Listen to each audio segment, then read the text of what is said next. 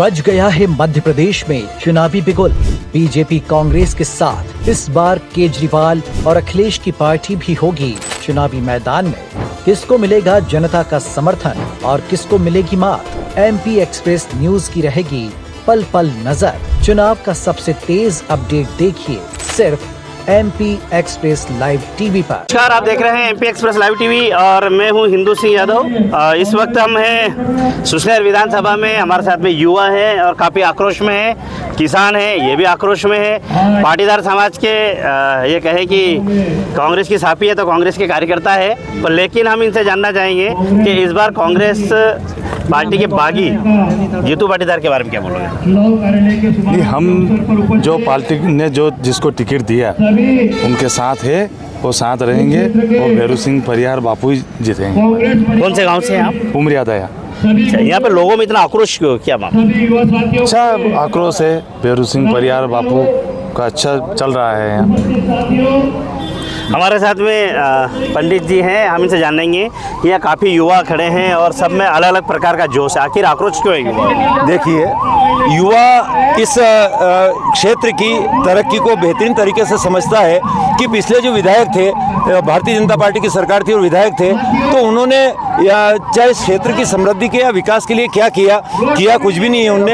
एक तो ये आक्रोश है। दूसरा, भारतीय जनता पार्टी की सरकार में 5 वर्षों से किसी भी युवा को नौकरी नहीं दी गई और माननीय नरेंद्र मोदी जी ने ये बोला था कि हर वर्ष हम 2 करोड़ नौकरियां देंगे, यानी कि 10 करोड़ नौकरियां होती है 5 साल में। तो उनके भी कार्यकाल को 9 साल हो गए हैं, तो आज तक उन्होंने जो रोजगार देने की बात कही थी वो पकौड़ों पे आ गई। युवाओं को ये संदेश दिया कि आप युवा हैं और पकौड़े तलो। तो इस बात से युवाओं में भारी आक्रोश है और मध्य प्रदेश अकेले में 39 लाख युवा बेरोजगार हैं। अब उन युवाओं को कहीं ना कहीं उनका भविष्य जो अंधकार में है, तो भारतीय जनता पार्टी के प्रति उनका आक्रोश भी है। एक मिनट शांति। भारतीय जनता पार्टी के प्रति उनका आक्रोश भी है और वो चाहते हैं कि केंद्र में और प्रदेश में अगर कांग्रेस की सरकार बनेगी तो माननीय कमलनाथ जी युवाओं के लिए रोजगार की व्यवस्था करेंगे, ऐसी उनकी आशा भी है। और इसी कारण से युवा आज कांग्रेस पार्टी के लिए काम कर रहा है और निश्चित रूप से युवा जो ठान लेता है वो करके दिखाता है, कांग्रेस पार्टी का परचम लहराएगा। हम और कुछ युवाओं से भी जान लेते हैं। भैया आप थोड़ी सी दूरी बना लो ताकि सभी से अपने हो जाए। कितने साल की उम्र है आपकी? मेरी 23 साल की। 23 साल की। आप बताओ कि इस बार क्या परिवर्तन है युवाओं में? इस बार परिवर्तन ये है कि पिछली बार भी परिवर्तन हो चुका था, वो तो खरीदी हुई सरकार है। तो पिछली बार भी जनता ने तो परिवर्तन कर दिया था।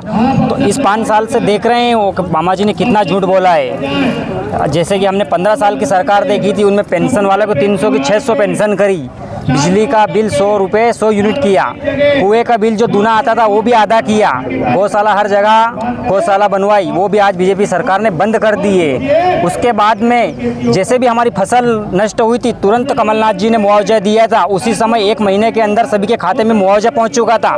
अभी तीसरी किस्त हमारी जो शिवराज सिंह जी ने मुआवजा दिया था वो भी 3 किस्त में दिया था, उसकी भी तीसरी किस्त बाकी है। और अभी 8 तारीख को जो एक मुआवजा डलना था पिछले महीना, वो भी अभी तक मुआवजा नहीं आया है। और अभी जो इन्होंने जो योजना लागू की थी, सीखो कमाओ योजना, किसको मिला है? आप बोलते हैं कि हमने 8,000 रुपये महीना इनको स्टाम्प पैड दिया है, किसको दिया है? इतने खड़े हैं यहाँ से, बहुत पढ़े लिखे युवा है, किसी को मिला है क्या? किसी उसके बाद बहुत सारी जो भी योजना है वो योजनाओं का लाभ किसी को मिल नहीं रहा है, सिर्फ फॉर्म भरवाते हैं, योजनाओं का लाभ किसी को मिलता नहीं है। आपने कितनी योजना में फॉर्म भरे? सब में भरे हैं हमने, सीखो कमाओ में भरे हैं, उसके बाद में वो ई सेवा मित्र जो था उसमें फॉर्म भरे हैं, और ये आवास का फार्म है जो अभी बाद में ये उल्लू बनाया सभी को, इसमें भी सब फार्म भरे हैं। सिर्फ लेकर उन्होंने फोटो का भी कागज जमा किए और कुछ भी नहीं किया है। हमारे साथ में और भी है, हम आपसे भी जानना चाहेंगे। क्या नाम है आपका? दुर्गेश भाई। कौन से गांव रहते हो? फाउका। कहाँ गया? शाजापुर विधानसभा में? शाजापुर सुसनेर भाई हो? अच्छा, ये बताओ कि इस बार जो युवाओं में काफ़ी आक्रोश है, ये क्यों है? इसकी वजह क्या? आक्रोश इस वजह से है कि अभी 5 साल में कुछ भी काम नहीं हुआ है। जो बीजेपी सरकार थी कुछ भी नहीं किया है, एक पैसे का काम नहीं है गाँवों में। आप देख सकते हो, सिर्फ यूँ ही है कि ये हो रहा वो हो रहा, कुछ भी नहीं हुआ। आप देख रहे हैं युवाओं का साथ सब त्राही त्राही कर रहे हैं इस क्षेत्र में। आपका नाम क्या है? जितेंद्र सिसोदिया, अच्छा, कौन सा गाँव रहते हो? बिजना खेड़ी। ये बताओ कि सरकार की जो युवाओं को लेकर, जो रोजगार को लेकर जो योजनाएं चल रही है, आपको इस योजनाओं का लाभ मिला है? अभी तक नहीं मिला है। मेरे घर वालों ने 10 लाख रुपए बिगाड़ दिए मेरे को पढ़ाने में। वो 10 लाख वेस्ट गए। घर वालों ने बोला कि बेटा बिजनेस डाल ले, वरना तो जमीन बेचनी पड़ेगी सरकार के चक्कर में।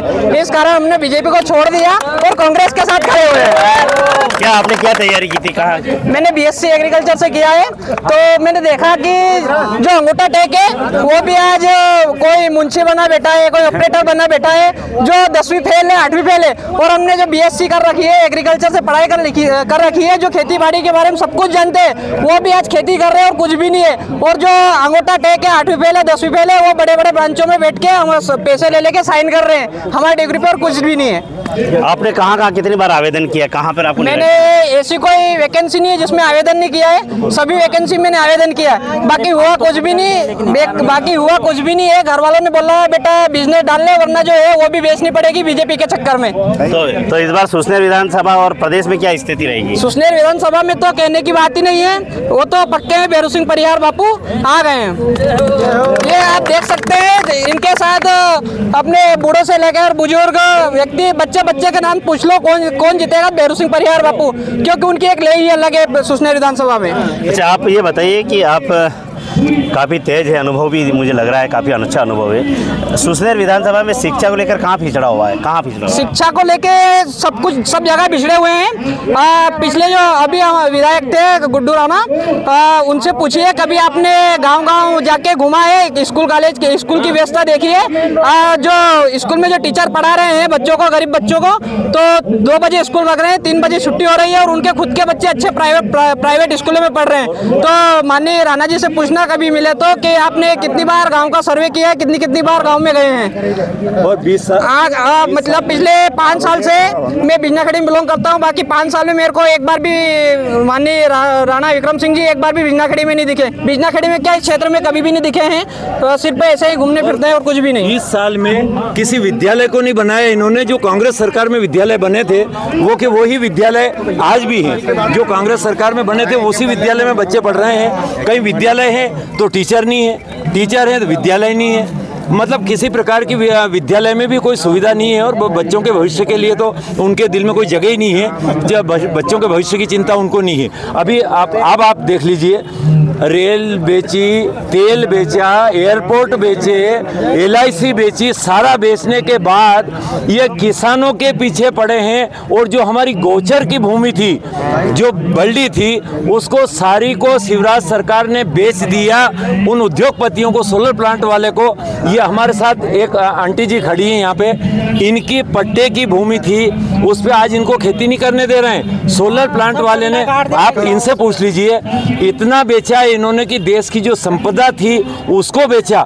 उसके बाद में जो किसानों की गौचर की भूमि थी, शासकीय भूमि जहाँ गायें चरती थी, उस जमीन को भी इन्होंने बेच दिया। औने पौने दाम पे कैसे भी लिए, लेकिन उस जमीन को भी इन्होंने बेच दिया है। अगर आपकी सरकार आएगी तो क्या करेंगे फिर? अगर हमारी सरकार आएगी तो किसानों के लिए भी जो व्यवस्थाएं करने की वो करेंगे। किसानों की फसल का उचित मुआवजा जो भाव है वो दिया जाएगा। गेहूँ 2600 रुपये कुंटल में खरीदेंगे। और समर्थन मूल्य जितना भी है, किसानों की आय जो दुगनी करने का इन्होंने झूठा वादा किया था, उसे कांग्रेस सरकार पूरा करेगी। किसानों की आय दुगनी करेंगे और नारी सम्मान के जो 1500 रुपये वो भी देंगे। किसानों के 5 हॉर्स तक के बिजली बिल भी माफ़ होंगे। मतलब किसानों के लिए विद्यालय की व्यवस्था ठीक ठाक से करेंगे। गांव में जो समस्या है, चाहे वो बिजली की हो, पानी की हो, सड़क की हो, ये सारी समस्याओं को दूर करेंगे।